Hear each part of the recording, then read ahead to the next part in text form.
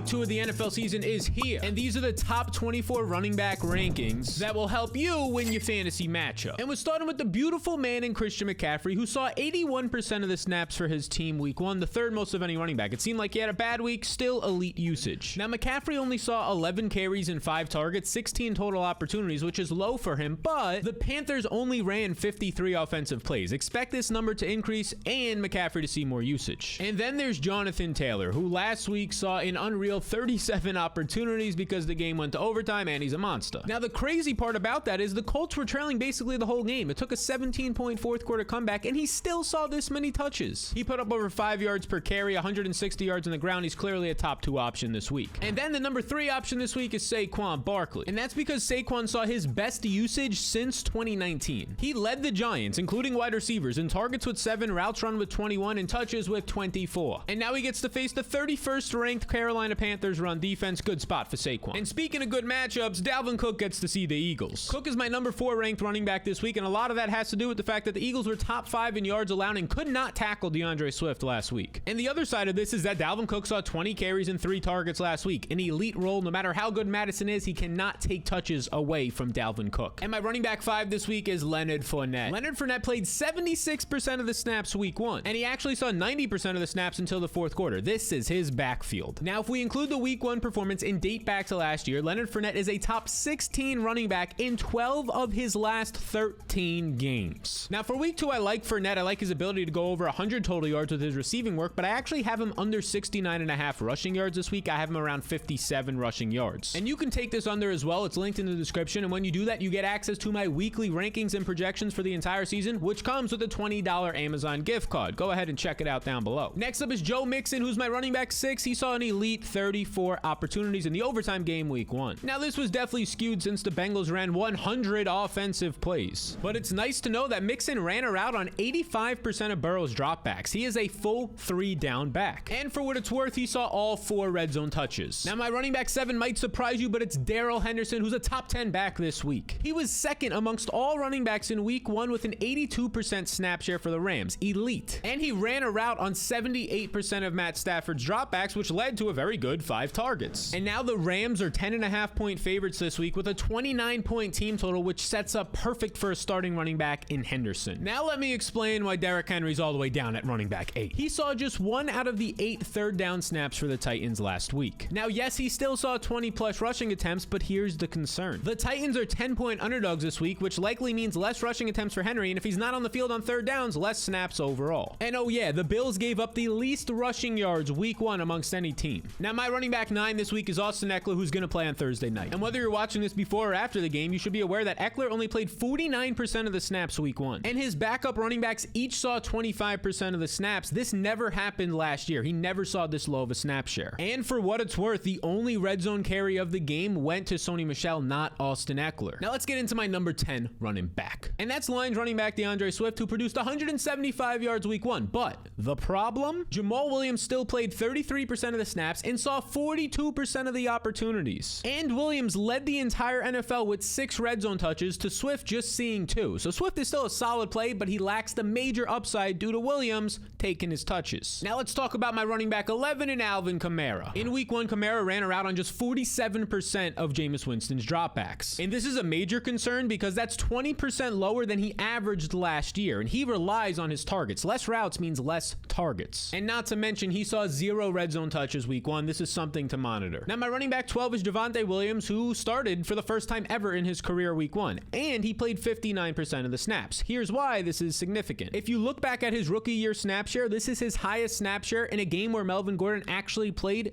ever. And more good news, Javonte played on every single 2-minute drill snap. My running back 13 is Nick Chubb, who was actually outsnapped by Kareem Hunt, but still saw 8 more opportunities. And this man is impressive. He had 88 yards after contact and led the entire NFL with 11 broken tackles in one game last week. And now he has a fantastic Week 2 matchup versus the New York Jets, as he's a 6-point favorite. Now, next up is the running back 14 this week, Naji Harris, who says he's gonna play. Now, Naji saw just 12 touches before leaving with injury and only averaged 2.1 yards per touch. Continuing continuing his rookie year poor efficiency, and a lot of it has to do with playing behind the number 25 run blocking unit of the offensive line in Pittsburgh. And to make matters worse, this is a really bad game environment, just a 40-point total, and the Steelers have just a 19-point team total. Najee is a touchdown or bust player. Now let's talk about my running back 15 and James Conner. Conner saw a very healthy 72% of the snaps, and this game was a blowout, so he came off the field in the fourth quarter. He was likely going to play about 80% of the snaps, which would have been top 5 on the week. He saw 70% of the opportunities, which is solid, and it's worth noting he saw all 3 red zone touches for the Cardinals. He still has that great touchdown upside. And PrizePicks isn't accounting for him being pulled off the field in the fourth quarter for the blowout, so I take the over 44.5 rushing yards for James Conner. You can get that and all those perks, the rankings, the gift card, and a whole bunch more